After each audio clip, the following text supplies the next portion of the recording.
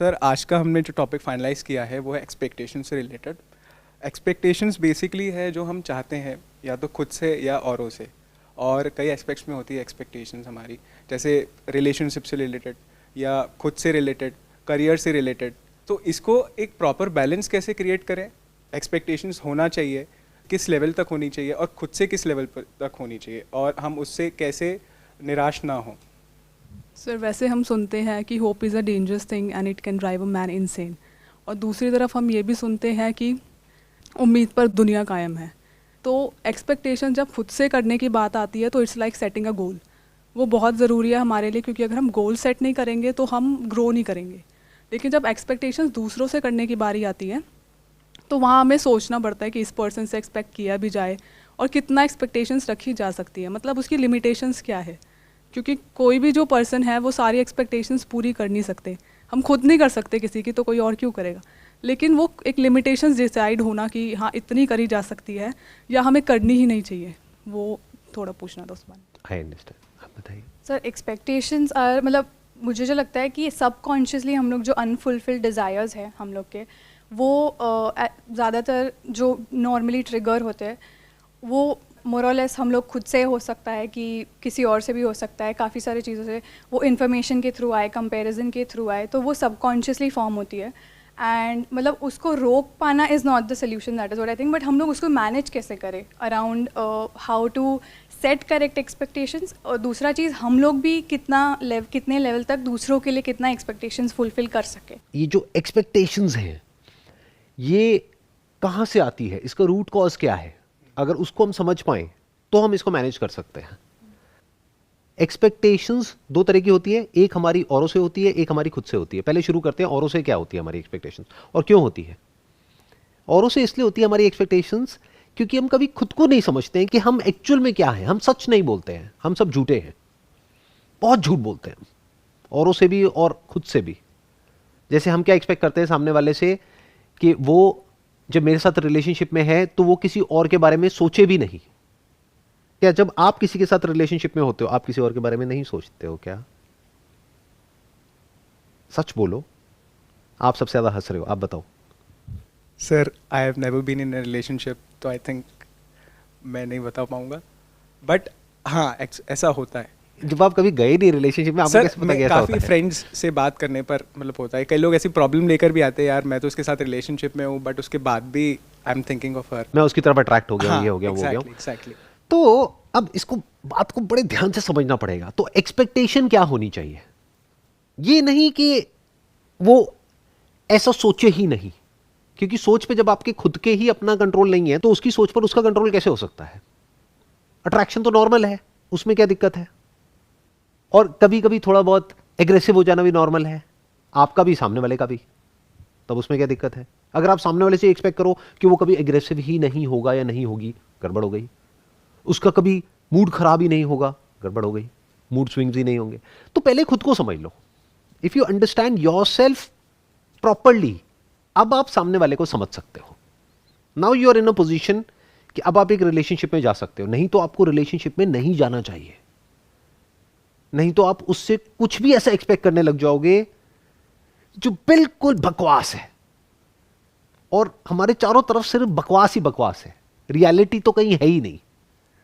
एक सास आकर के अपनी बहू को बोलती है कि तू तो मेरी बेटी से भी बढ़ करके है, फिर जो उस घर में होता है वो उससे बिल्कुल अलग है जो उसकी बेटी के साथ हो रहा है। ये सच है नहीं है? तो क्या हो रहा है, इसकी शुरुआत ही झूठ हो गई। तब यहां पे लड़ाई झगड़े होने होने हैं, क्योंकि ये सब इमेजिनेशन पे बेस्ड है, रियलिटी पे तो कहीं बेस्ड ही नहीं है।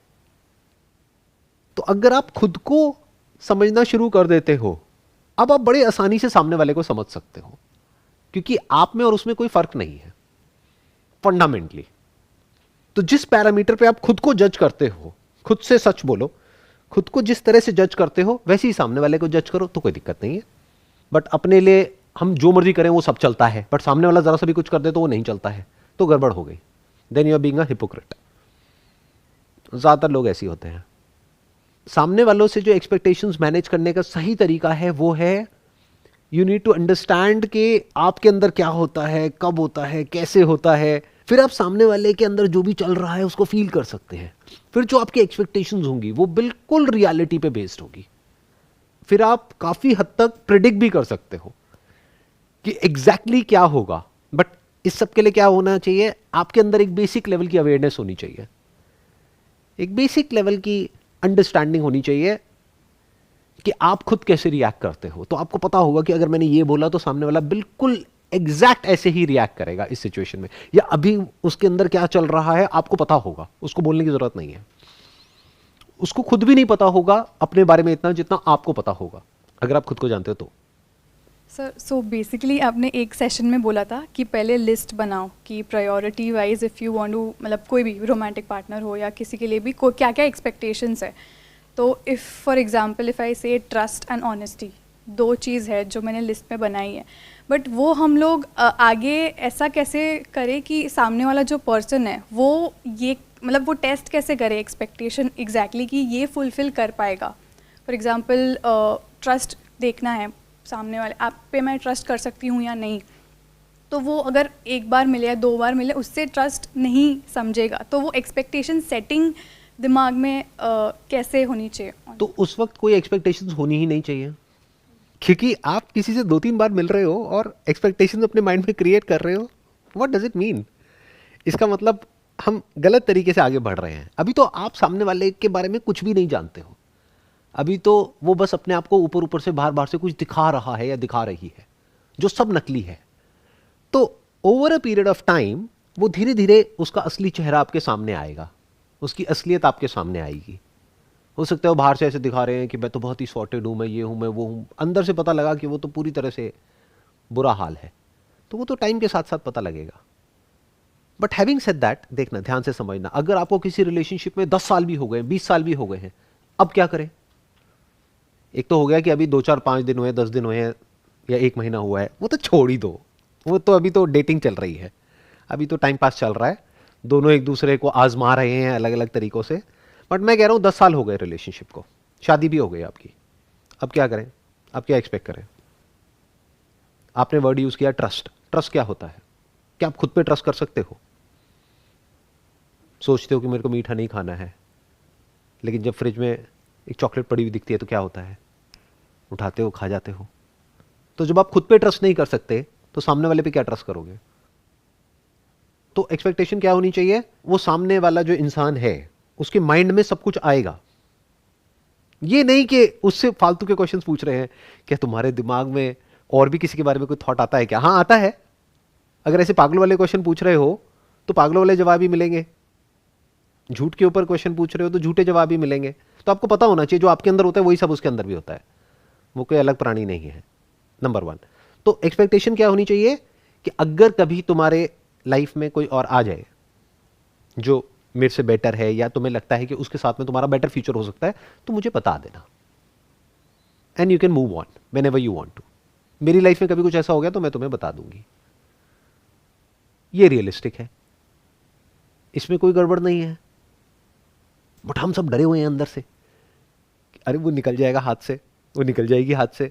ये गड़बड़ हो गई है, क्योंकि जितना आप उसको पकड़ने की कोशिश कर रहे हो, बिल्कुल ऐसा है हाथ में पानी को पकड़ने की कोशिश करना, वो निकल जाएगा। तो पकड़ने की कोशिश मत करो ना।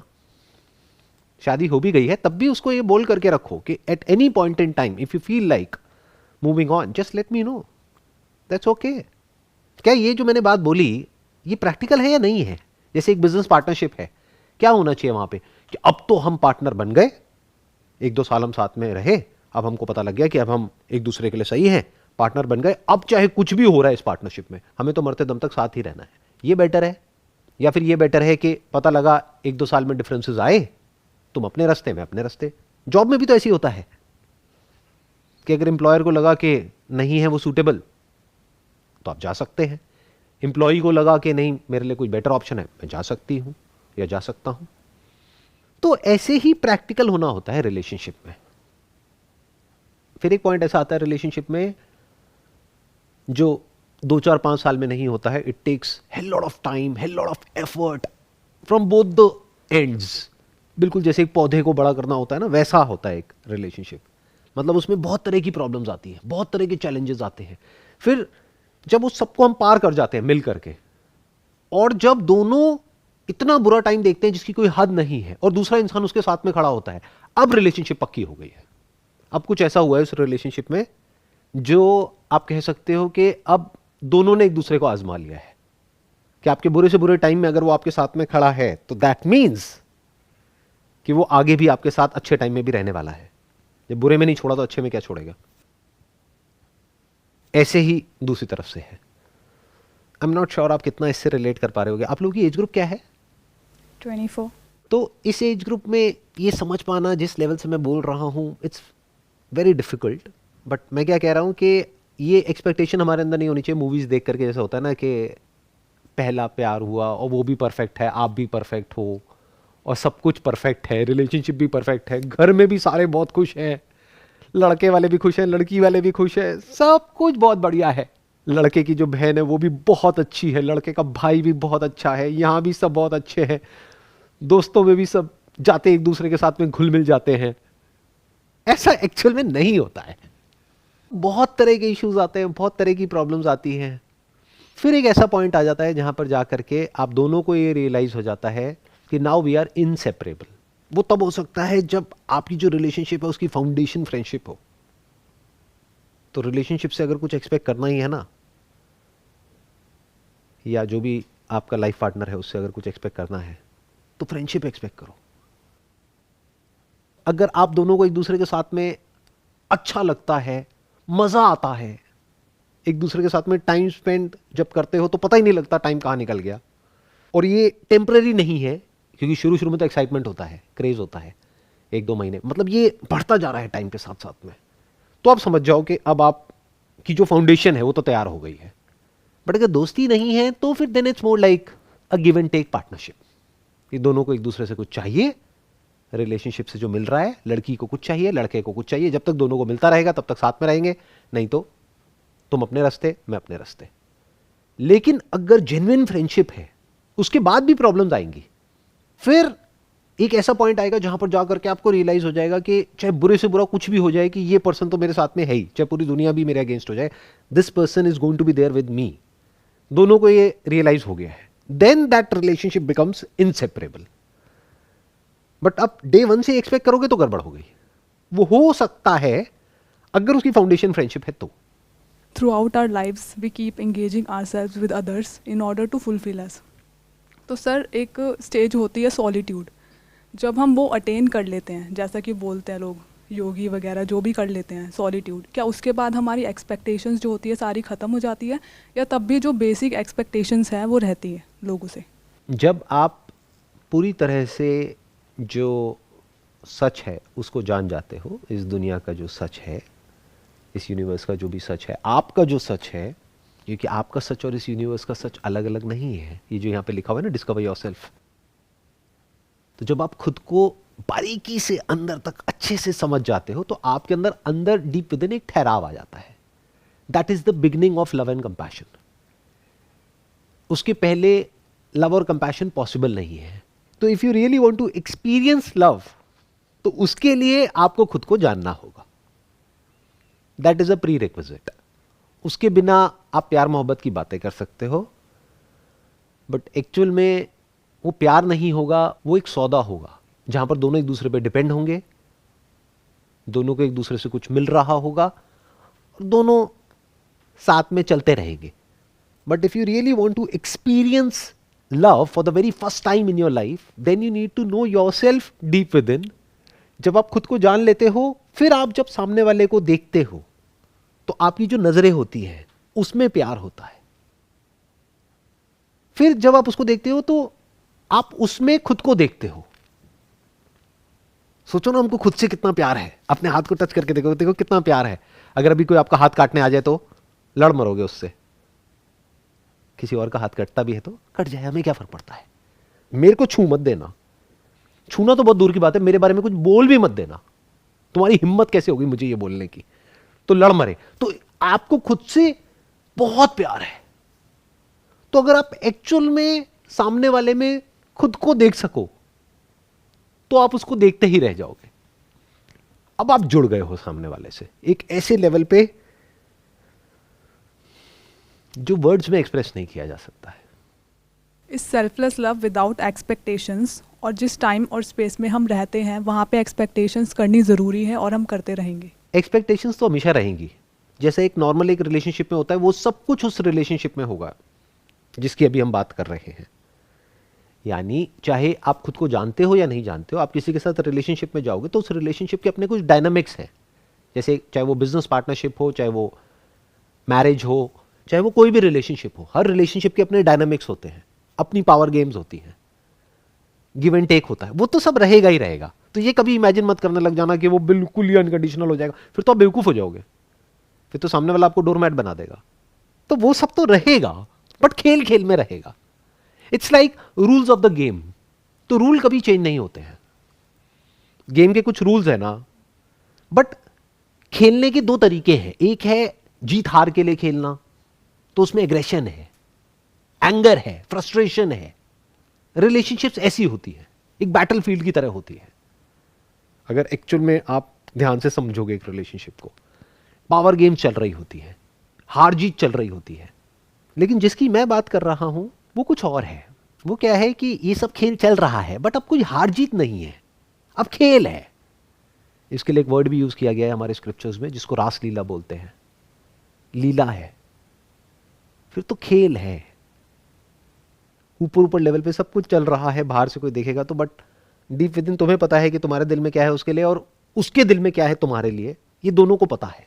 और अब दोनों दो रहे ही नहीं है, दोनों मिलकर के एक हो चुके हैं। सर ये तो रिलेशनशिप पर हमने बात करी, बट अगर हम करियर पॉइंट ऑफ व्यू से देखें तो वहाँ पर भी हमारी काफ़ी एक्सपेक्टेशंस होती हैं। जैसे आपने कहा कि एक खेल है, हम उसको खेल की तरह समझते हैं, लेकिन अगर हम कंटिन्यूसली ट्राई करने के बाद भी अगर किसी करियर में कोई सक्सेसफुल नहीं हो पाता है, तो कैसे एक बैलेंस को देखें, या फिर वो कौन सा पॉइंट होगा जहाँ तक हम ये मान के चले कि हमको गिव अप नहीं करना चाहिए।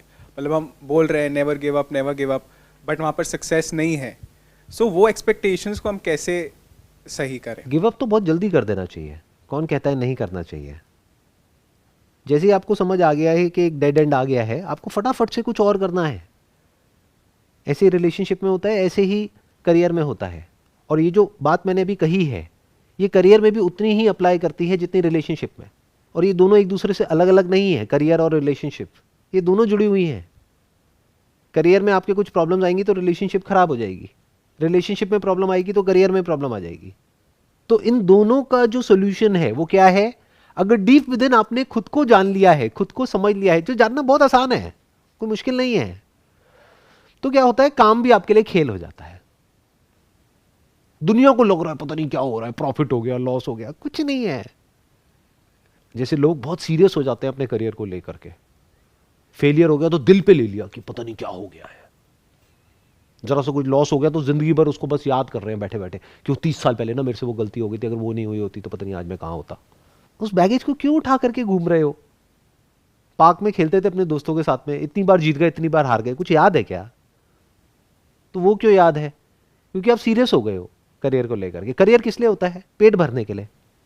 पेट तो जानवर भी भरते हैं, उसमें क्या बड़ी बात हो गई? इससे ऊपर करियर की क्या इंपॉर्टेंस है बताओ? सर करियर मीन्स एक पेट भरने के लिए हो गया, लेकिन उसको हम कनेक्ट कर सकते हैं हमें जो करना अच्छा लगता है उससे भी। ऐसा कुछ नहीं है। अरे आराम से समझना, ये सब कहानियां हमने सुनी है कि एक पैशन है हमारा, हम उसको फॉलो करते हैं और हमें बहुत अच्छा लगता है। ऐसा कुछ नहीं होता है। आप चाहे कोई भी काम करो, कितना भी आपको अच्छा लगता है, कुछ टाइम बाद वो बोरिंग हो जाता है, जैसे आप उसको पैसे के लिए करते हो। अगर एक्चुअल में कुछ करना चाहते हो ना, और आप चाहते हो कि वो आपको अच्छा लगता रहे, तो उसमें पैसे को बीच में मत लाओ। जैसे बोलते हैं अगर दोस्ती को खराब करना हो या किसी भी रिलेशन को खराब करना हो, बीच में पैसा ले आओ। तो अगर अपने पैशन को खराब करना हो, बीच में पैसा ले आओ। पैशन क्या होता है? वो एक अलग चीज है। वो है आप खुल करके अपने आप को एक्सप्रेस कर रहे हो। ये दुनिया एक्सप्रेस करने देगी क्या आपको? और एक्सप्रेस करने के पैसे मिलेंगे क्या आपको? ऐसा लगता है आपको? दुनिया तो कठपुतली बना देगी आपको, अपनी डोर पे ऐसे ऐसे ऐसे आपको डांस कराएगी और फिर आपको पैसे देगी। अगर वो दुनिया खुश हुई तो, अगर उसके हिसाब से आपने सारे अपने हाथ पैर हिलाए तो, थोड़े से भी अलग हिलाए तो डोर ही काट देगी कि नाचो खुद। और खुद नाचना आता ही नहीं हमें, तो खुद तो कभी नाचे ही नहीं। हम तो कठपुतली है सबके सब। हमें ये पता है कि दूसरा हमें नचाए तो कैसे नाचते हैं, खुद नाचना है तो कैसे नाचे, ये तो हमें आता ही नहीं, कभी सीखा ही नहीं। ये सब इल्यूजन से बाहर आ जाओ बॉस। ये सब जो इल्यूजन्स है हमारी, अगर एक्चुअल में पैशन को आप डीपली समझोगे तो पैशन में और प्रेयर में ज़्यादा फर्क नहीं है। प्रेयर किस लिए करते हो? पैसे के लिए। प्रेयर करने के पैसे मिलते हैं। अगर कभी प्रेयर एक्चुअल में लाइफ में करी है तो। और प्रेयर क्या होती है? लाइन में लग करके मांगना, वो तो भीख हो गई, वो प्रेयर कैसे हुई? Gratitude is prayer. जब दिल से आप एक्सप्रेस करते हो कि आप कितने खुशकिस्मत हो कि आपको ये लाइफ मिली है, वो प्रेयर है, मांगना थोड़ी ना। तो पहले तो ये समझो ये करियर किस लिए है। देखो हमारी सारी एक्सपेक्टेशंस हिली पड़ी है, यही लाइफ की प्रॉब्लम्स की जड़ है। करियर किस लिए होता है? पैसे के लिए। अब उसके दो रास्ते हैं, जॉब हो गया, बिजनेस हो गया। जॉब में एक्सपेक्टेशंस बिल्कुल क्लियर होनी चाहिए कि जॉब किस लिए होती है। जॉब मतलब नौकरी, वर्ड ही देख लो ना, नौकरी। तो क्या ये वर्ड अपने आप में सेल्फ एक्सप्लेनेटरी नहीं है? नौकरी किसी ना किसी के लिए होती है ना, तो उसकी जो एक्सपेक्टेशंस है वो आप पूरी करते रहो। अगर उसकी वो सारी एक्सपेक्टेशंस आप पूरी कर सकते हो तो आगे बढ़ सकते हो। अगर कोई एक्सपेक्टेशंस उसकी आपसे ऐसी है जो आप पूरी नहीं कर सकते हो या नहीं करना चाहते हो तो उस जॉब को छोड़ो, कहीं और जाओ। इसमें कंफ्यूजन क्या है? इससे ज्यादा आगे क्यों बढ़ रहे हो? ये क्या सोच रहे हो कि आपको जॉब करके मजा आने वाला है? मजा कैसे आ जाएगा? एग्जैक्टली सर, हम एक्सट्रीम्स में चले जाते हैं, या तो किसी चीज़ को बहुत ज़्यादा ग्लोरीफाई कर देते हैं या तो किसी चीज़ को बहुत ज़्यादा इग्नोर कर देते हैं। या तो उसको गिरा देंगे बिल्कुल ही, या उसको पता नहीं कहां उठा देंगे। अरे नौकरी वर्ड अपने आप में सेल्फ एक्सप्लेनेटरी है, we don't have to say anything else. वहीं पे क्लियर हो जाता है कि इसके गेम के क्या रूल्स हैं और वहां पे आपकी क्या एक्सपेक्टेशंस होनी चाहिए। नौकरी में ये मैटर नहीं करता है कि आपको क्या चाहिए, मैटर ये करता है कि जो आपका एम्प्लॉयर है उसको क्या चाहिए। अगर उसको वो मिला तो वो नौकरी आपकी है, नहीं तो नहीं है। अब यहां पे बीच में आप कॉन्सेप्ट ऑफ राइट और रॉन्ग को भी नहीं घुसा सकते। किसी गैंगस्टर के यहां पे नौकरी करोगे तो उसको कुछ और आपसे चाहिए, किसी टेररिस्ट के पास में करोगे उसको कुछ और चाहिए, किसी कॉर्पोरेट में करोगे उसको कुछ और चाहिए, गवर्नमेंट में करोगे कुछ और चाहिए। कहीं पे क्वांटिटी ऑफ वर्क इंपॉर्टेंट है, कहीं पे क्वालिटी ऑफ वर्क इंपॉर्टेंट है, कहीं पे जी हजूरी इंपॉर्टेंट है। तो जहां पे जो इंपॉर्टेंट है वहां पे वही करना पड़ेगा। अब आप कहते हो नहीं मुझे ऐसी लाइफ नहीं चाहिए, मुझे तो ऐसा करियर चाहिए जहां पे पूरी फ्रीडम हो और मैं अपने हिसाब से जो चाहे वो कर सकूं, और करियर मेरे लिए ऐसा ना हो जैसा कि अभी हम बात कर रहे हैं, यानी कि कोई और आपको बताएगा कि क्या करना है, बल्कि करियर ऐसा हो जहां पे आप खुद को तैयार कर रहे हो इस लाइफ के लिए। मतलब एक तरह का एक स्कूल हो गया। हमारे दिमाग कैसे चलता है, बिल्कुल घुंचुओं की तरह, कि स्कूल खत्म हुआ, कॉलेज खत्म हुआ तो पढ़ाई खत्म हो गई, लर्निंग खत्म हो गई, फिर हम क्या बन गए, फिर हम कठपुतली बन गए। अरे ऐसा थोड़ी होता है लाइफ में। एक्चुअल स्कूल क्या होता है? जो भी आपने थियोरेटिकली सीखा अपने स्कूल में, कॉलेज में, उसको प्रैक्टिकली अप्लाई किया। बट वो तो जरूरी नहीं है कि आपको अप्लाई करने का मौका मिले जॉब में। तो अगर अपना कुछ करते हो वहां पे रिस्क बहुत ज्यादा है, लेकिन वहां पे अगर रिस्क ज्यादा है तो ग्रोथ भी तो बहुत ज्यादा है ना। उसके बाद में जो आप बन जाओगे, जो इंसान अपने बेस पे कुछ कर लेता है, वो जो बनता है लाइफ में अगले 5-10 साल में, वो उससे बहुत अलग होता है जो अपने बेस पे कुछ नहीं करता है, जो किसी और के कहने पे कुछ करता है। दोनों में जमीन आसमान का फर्क होता है। तो आप पहले देखो आपको क्या बनना है। आपको एक ऐसी लाइफ चाहिए जिसमें मार्कआउट कम से कम हो तो जॉब बेटर है, बट ऐसी लाइफ चाहिए जहां पे जितनी मर्जी हो मार्कआउट कोई फर्क नहीं पड़ता है, मतलब पूरे जंग के मैदान में आप उतरने के लिए तैयार हो, तो बिजनेस है आपके लिए। मोस्टली होता है क्या है कि हम खुद को बहुत रिजिड कर देते हैं, हमारी बाउंड्री सेट कर देते हैं यार कि मैं तो बस यहीं तक पैर फैलाऊंगा मेरे। बट ये जो आपने कहा ये इसने बहुत हद तक फ्लेक्सिबल कर दिया है, मतलब चादर ही हटा दी है, जितने पैर फैलाने उतने पैर फैलाओ। सो एग्जैक्टली यही चाहिए था। सर जो मैंने सोचा था वो था कि how can we develop ourselves in such a way that whenever we connect with people it comes out of gratitude and selfless love and without expectations or with many minimal expectations, not because we want to achieve something from them. जो आप बात कह रहे हो ना कि gratitude, अब ये ग्रैटिट्यूड क्या होता है, ये ग्रैटिट्यूड कहाँ से आता है लाइफ में? जब तक के लाइफ आपकी एक्चुअल में ऐसी नहीं है कि जो लाइफ की हाईएस्ट पॉसिबिलिटी है उसको आपने अचीव नहीं किया, तब तक जो ग्रैटिट्यूड होगा वो टेम्पररी होगा और वो नकली होगा। जब आप सोचोगे तो बड़ा अच्छा लगेगा, फिर भूल जाओगे। उस सिचुएशन में जब आप खुद को पूरी तरह से नहीं जानते हो तो ग्रैटिट्यूड आपके लिए ऐसा है जैसे कोई प्रैक्टिस, जैसे एक्सरसाइज नहीं होता कि डेली करोगे तो फिट रहोगे, नहीं करोगे तो फिर बैक टू नॉर्मल। तो gratitude becomes more of a practice, more of an exercise. I am not talking about that, वो नकली हो गया, उसमें तो एफर्ट करना पड़ रहा है। रियल ग्रैटिट्यूड पता है क्या है कि जब आप इस सच को देखते हो कि आप एक्चुअल में क्या हो, तब आपके दिल से निकलता है कि ये लाइफ जो एक्चुअल में बिल्कुल बेकार है, अपने आप में एक टॉर्चर है, और वो सह करके हम यहां तक पहुंचे हैं और आगे भी पता नहीं कितना सहने वाले हैं और अभी तक पता नहीं कितना सहा है। अगर पिछले 500 सालों को देखो, 1000 सालों को, 2000 सालों को, 10,000 सालों को देखो तो इंसान ने कितना सहा है। इंसान मतलब वर्ड समझ रहे हो ना जब मैं यूज कर रहा हूं, तो मैं आपकी अपनी बात नहीं कर रहा, मैं इंसान की बात कर रहा हूं। ह्यूमैनिटी कितना सहा है यहां तक पहुंचने के लिए, but it is all worth it at the end, क्योंकि इस पूरी इंसानियत में एटलीस्ट एक इंसान तो ऐसा है जो सच को देख पा रहा है, तो इट्स ऑल वर्थ इट। इंसान एक या दो नहीं होता, इंसान इंसान होता है। तो अरबों खरबों इंसानों ने बहुत कुछ सहा और हम इस जगह तक पहुंचे जहां पर हमारे वैदिक स्क्रिप्चर्स हैं, जिसको वेदांत बोलते हैं, the essence of all Vedas, Upanishad, और आपका अपना एक्सपीरियंस है। ये इंस्ट्रूमेंट है जिसको बॉडी बोलते हैं, जहां पर ये सब समझना पॉसिबल है। जानवरों की बॉडी में पॉसिबल ही नहीं है क्योंकि उनके पास में थॉट नहीं है। तो एक्सपीरियंशियली भी आप उस रियलिटी को देख सकते हो और समझ भी सकते हो, और फिर उसके बाद में अंदर से ग्रैटिट्यूड निकलता है कि अब ये सांसें चलती रहे तो चलती रहे, रुक जाए तो रुक जाए, कोई फर्क नहीं पड़ता। The job is done, mission accomplished. Of what? Not of my life. ये क्या है लाइफ? ये तो आज है कल नहीं है। Of humanity. इसको ग्रैटिट्यूड बोलते हैं। और वो क्यों हो पाया? अरबों खरबों लोगों की मेहनत की वजह से। तो जब ये सब आप देख लेते हो तो आपके दिल से ग्रैटिट्यूड निकलता है और आपकी एक्सपेक्टेशंस जीरो हो जाती है। Not theoretically but actually. Expectation zero हो गई तो पास्ट भी गया और फ्यूचर भी गया और प्रेजेंट भी गया। Now you are beyond time and space. यहां पर कोई टाइम स्पेस का भी कॉन्सेप्ट नहीं है। फिर ऐसे इंसान से जाकर क्या पूछोगे कि अच्छा कल क्या करने वाले हो? I don't know.